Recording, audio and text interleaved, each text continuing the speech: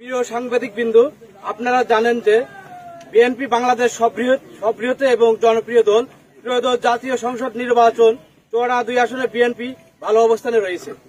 বিএনপির এই ভালো অবস্থান ও দলের সুনাম নষ্ট করার জন্য দলীয় নেতাকর্মীদের নিয়ে ফেসবুক সহ সামাজিক যোগাযোগ মাধ্যমে মিথ্যা অপপ্রচার ও গুজব ছড়ানো হচ্ছে।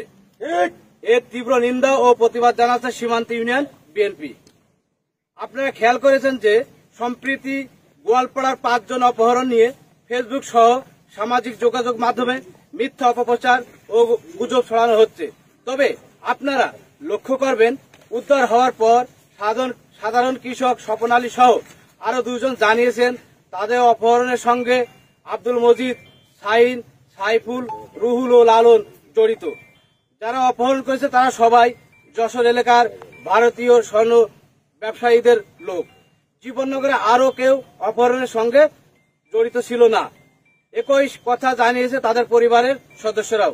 তারপরও জীবননগর উপজেলা বিএনপির সিনিয়র যুগ্ম সাধারণ সম্পাদক ও উপজেলা যুব দলের আহ্বায়ক মঈনুদ্দিন মঈন সহ বিএনপির নেতাদের নিয়ে ফেসবুকে সামাজিক যোগাযোগ মাধ্যমে মিথ্যা অপপ্রচার ও গুজব ছড়ানো হচ্ছে। আমরা এর তীব্র ও নিন্দা ও প্রতিবাদ জানাচ্ছি। আমরা অপহরণ হওয়া ব্যক্তি ও পরিবারের লোকজনের সঙ্গে কথা বলে জানতে পারি, মঈনুদ্দিন মঈন অপহরণের ঘটনার 2 থেকে 3 দিন পর অভিহিত একজন আত্মীয়র মাধ্যমে বিষয়টি জানতে পারেন। পরে তাদের অনুরোধে গোয়ালপাড়া গ্রামে যান। পরে আব্দুল মজিদ অপহরণকারীর সঙ্গে যোগাযোগ করে ছাড়ানোর জন্য চেষ্টা করেন। তবে বিষয়টি সমাধান করতে না পারায় তিনি প্রশাসনের দ্বারস্থ হওয়ার জন্য অপহরণকারীদের বলেন। এই ঘটনার সঙ্গে এর বাইরে তার কোনো সম্পৃক্ততা নেই। তিনি উপকার করতে চেয়ে নানা মিথ্যা অপবাদের শিকার হচ্ছেন।